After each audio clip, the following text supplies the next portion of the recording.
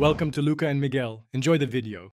You start by locking down 3 essentials: a camera on a tripod, handheld light sources, and a dark, measured stage. Set camera to manual, low ISO, 8/32 shutter, and mid-aperture so lines stay sharp. Mount camera and frame the scene. Mark your walking paths with tape so you repeat moves precisely. Once done, test a single long exposure to confirm exposure and framing. Make sure to note color temperature of LEDs so mixes look intentional rather than accidental. You now choreograph motion to create depth.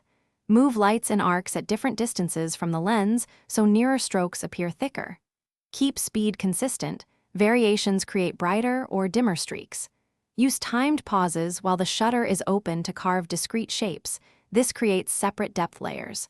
Once comfortable, add color shifts and intensity changes to separate planes visually. Make sure to photograph reference frames with a dim torch to align later in compositing if you plan multi-pass exposures.